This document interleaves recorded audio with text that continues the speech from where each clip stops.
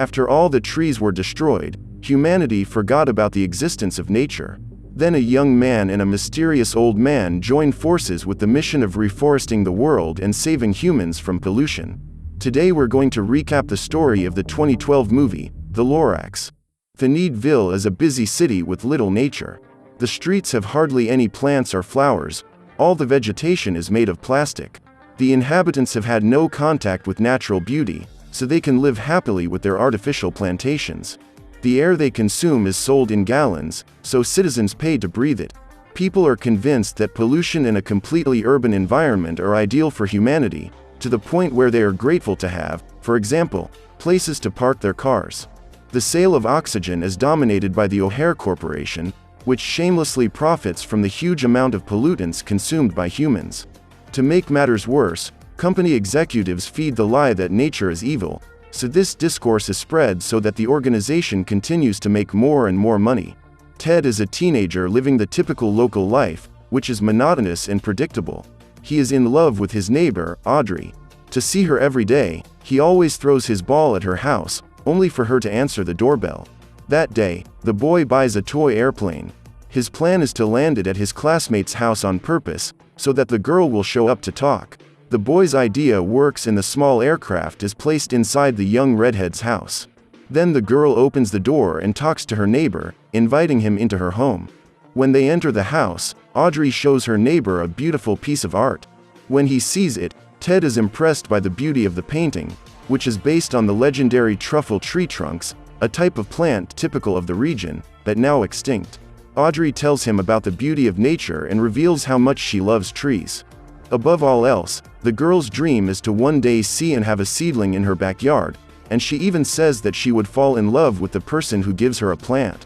At that moment, the boy realizes that he has a chance to win her over, and all he needs to do is find a plant to make his wish come true.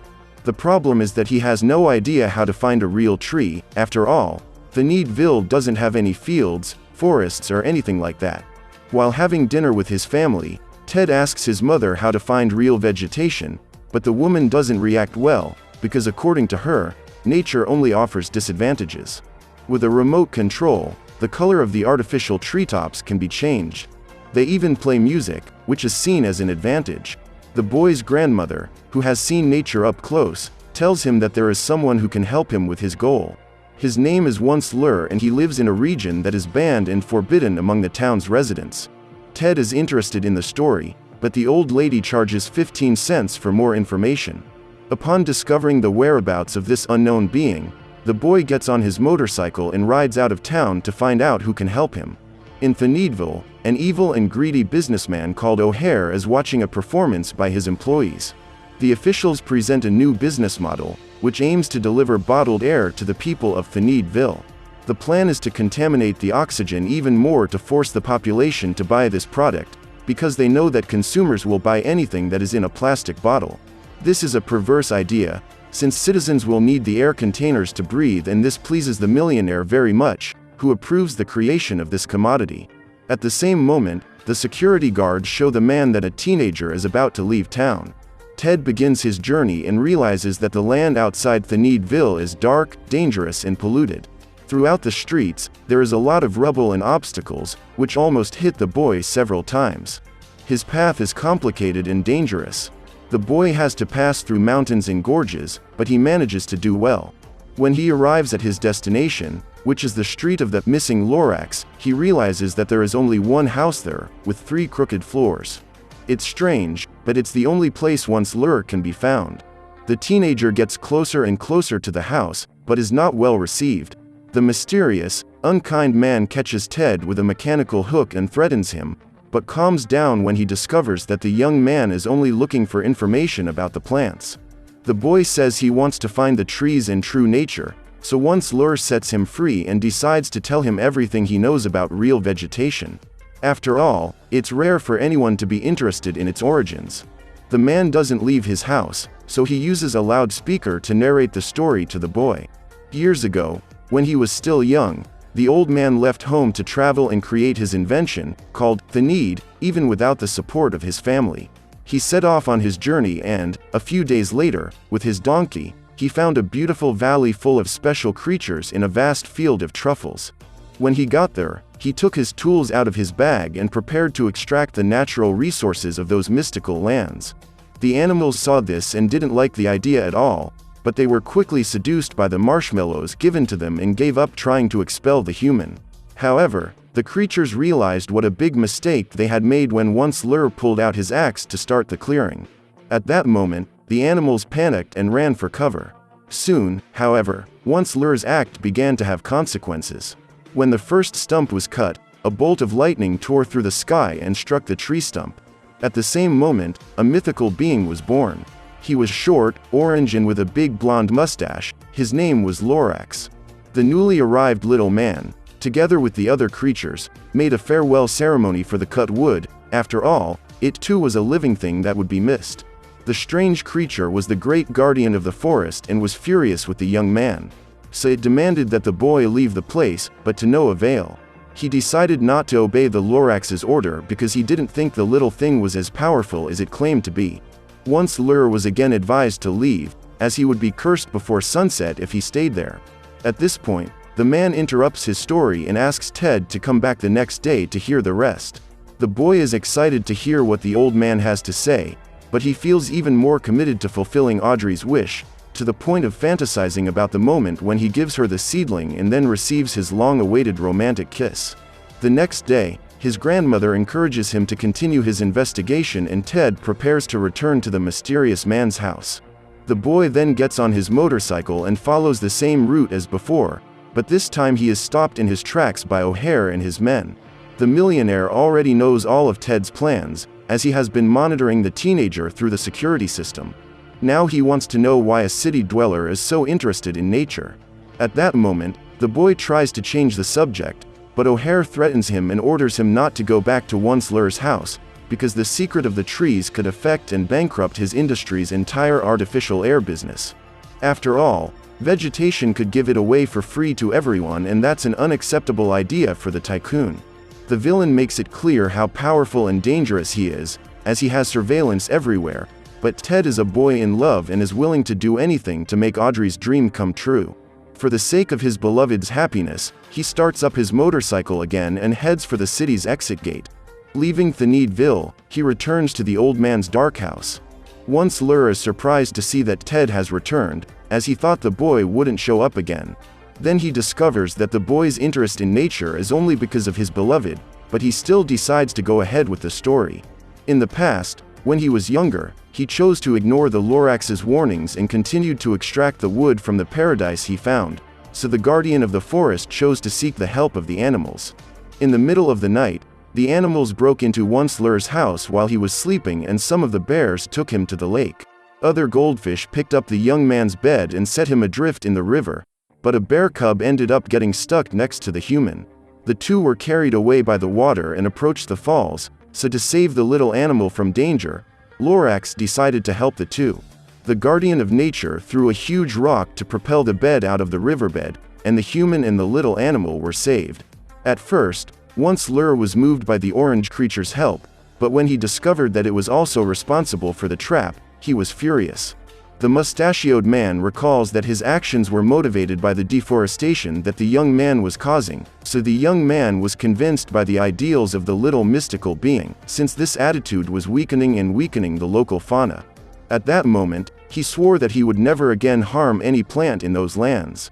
The next day, when he woke up, once Lur noticed that all the animals, including the Lorax, were in his room and took the opportunity to finally show off his newly created Thanid, which resembles a large scarf. He used a bear as a model and mentioned all the advantages of the invention, but the little orange one wasn't impressed at all. Later, once Lur presented his creation in the city through a song, but his idea was not well received. When he tried to hum about the benefits his play would bring to everyone, the locals jeered and attacked him with tomatoes. The poor guy was so repulsed by people that he discarded the Thanid, as it had become yet another public attraction of humiliation and humor. When he threw it away, the fabric ended up flying to a young girl. Accidentally, the beautiful woman used it as a hat and all the townspeople began to love the new fashion. Disappointed, once Lur decided to return to the forest with the idea of living there, but a crowd of humans in love with his product followed him. The young man's life changed completely. Just then, the story is interrupted again and Ted returns to Thaneedville. He is driving through the streets when he meets Audrey. However, when he tries to talk to the redhead, his grandmother interrupts him and climbs on his motorcycle, forcing him to go back to the house. Upon returning to her home, the redhead is surprised. The entire drawing on the wall in her backyard has been devastated and the perpetrators are employees of the O'Hare Corporation. Later, Ted is also affected. When he tries to leave the city through the main gate, it is revealed that the gate is closed. But nothing can stop him, so the young man chooses to take the most dangerous route, which is a huge free fall. The teenager approaches Once-Lur's house to hear more about the disappearance of the trees, then the old man tells the story again. At the time, after the Thaneed explosion, his family visited him in the forest. His mother was surprised by the young man's success and said that from the beginning she knew her son would do well in life. However, the Lorax was not at all happy about the situation, let alone the arrival of Once-Lur's relatives, but the human convinced the little guardian that no one would harm nature. The whole problem started when the young man's relatives manipulated him into increasing his production, but in order to do so, he had to cut down more and more trees. Then, blinded by greed and manipulated by his own mother, the young man brought in urban machinery to clear more and more of the local vegetation, which caused terror and fear among the animals native to those lands. All the creatures were terrified of the man, who broke his promise and went on to invade and devastate the nature of that paradise. While humans grew richer and more powerful, animals drowned in pollution, as in the case of fish, which were forced to swim in filthy water. Arrogance and a thirst for power corrupted Once-Lur. His company grew bigger and bigger and was in the spotlight of fame, but in return, the whole forest had disappeared from the map, because his plan was to turn every truffle into a Thaneed. The pollution from their factories has affected animals in the air, on the land and in the water. All the forests are on the verge of extinction. The Lorax was extremely hurt by the Once-Lur, who only recognized his mistakes when the last tree was cut down. Man regretted what he had done, but it was too late, because no plant could resist deforestation. When all the trees became extinct, his entire empire went down the drain. When all the vegetation was no longer there to filter the air, oxygen became increasingly scarce, making it difficult to breathe. Then the young O'Hare realized that the inhabitants would need a new way of breathing fresh air. So he had the brilliant idea to start selling clean air, which was the source of his wealth. As for Once-Lur, his companies and industries went bankrupt and his family, made up only of self-interested people, left him alone. The human was devastated to see all the harm he had caused, because now all the animals in those lands had to move to distant lands. The Lorax used his mystical powers to return to the heavens and, before leaving, asked the young man to reflect on his actions. After that, the young man was alone and regretful for the rest of his life, living in solitude and isolation in that strange house. Hearing the whole story, Ted is saddened by the great tragedy that has occurred in those lands. As a last hope, Once-Lur leaves the only remaining Truffula seed in the teenager's hands. The boy's duty is to plant that sapling in the city, to show people their real nature and how beautiful it is, and to make them aware of the importance of trees. Determined, Ted takes that last bit of life from the forest and returns to his town, with the aim of reviving nature. Returning to Thaneedville, he asks Audrey to meet him at his house, but obviously nothing will be that easy. The dozens of cameras in O'Hare's security system not only locate the boy, but also detect that he is in possession of the seed that the businessman fears so much. Arriving at his home, Ted is surprised by the presence of the millionaire and his two huge bodyguards. The trio search for the seed that the teenager possesses, but Granny Norma manages to hide it without allowing the man to confiscate something so important.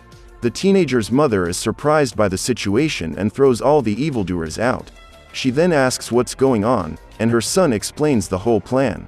The matriarch of the family is in possession of the sprout, which, when given a small amount of water, starts to germinate and grow into a large plant. Watching this miracle, the three of them are thrilled. Minutes later, Audrey arrives at her neighbor's house, who immediately pulls the girl inside. When she sees the seed, she is impressed and mesmerized by the possibility of restoring nature. So the family sets up a plan of action. Mrs. Wiggins drives off in her car with her son, then one of the guards chases her. The chase is intense and the two run all over the city, until the woman reaches a dead end. When O'Hare's henchman approaches and opens the car door, it is discovered that the boy in the car is nothing more than a doll that imitates Ted's appearance. On the other side of town, the boy, his grandmother and Audrey cross the streets on his motorcycle while being chased by an airship. The businessman and his other henchmen get into the act to chase the trio and free fall into the city, using a flying helmet to chase them. However, they end up being run over in the middle of the road. When they arrive in a park, Ted and his friend try to plant the seed, but they can't dig it up. All seems lost, until Norma turns up with a tractor and manages to dig out all the space needed for planting. In the end, the big machine only serves to form a small hole and destroy a large part of the area, including a statue of O'Hare. All the citizens around realize their intentions and get scared. The teenager insists on explaining why he wants to plant a real tree, but people remain unsure about his attitude, as they don't know the real importance of preserving nature. The situation worsens when O'Hare arrives on the scene and manipulates the population, spreading false information about nature and claiming that the vegetation would have bad consequences for the city. Fortunately, Audrey interrupts him and says that the trees would bring fresh air to human beings. At this point, the millionaire begins to despair and insists on telling more lies to everyone. Little by little, the citizens come to believe the villain's fallacies, so as a drastic measure, Ted uses the tractor to dig a huge hole in Thneedville. The crater allows everyone to see the outside world and how it has been devastated by the lack of vegetation. Seeing the outside of the city for the first time, everyone is shocked to see such darkness. The boy pulls out his little seed and shows that a flower is sprouting. This proves that there is still hope to change the destroyed landscape outside the city. Desperate, O'Hare tries to dissuade people from this idea, but it's useless, because even his own employees abandon him and join Ted's cause. The businessman's fear grows as the boy's support grows. The townspeople listen and understand his dream and goal, so they decide to help him. Everyone joins the trio, who finally manage to plant the last remaining seed and give life to the first of many trees that will revive the forests. As promised, Audrey kisses Ted and the boy's grandmother waters the little sprout, which blossoms and gives rise to several other plants, which begin to grow around the city. Later, the old once-lure finally leaves his house and notices that the paradise of the past is being rebuilt. Then, after several decades, he meets Lorax again, who returns to tell him that the old man is finally achieving his redemption. The old man hugs his old friend and they both feel happy, laugh and get emotional. Together, they celebrate the return of the fauna and flora, which are no longer artificial, but life in its purest state. So what did you think of this movie? Leave it in the comments below. And if you liked the video, like and subscribe for more movie recaps.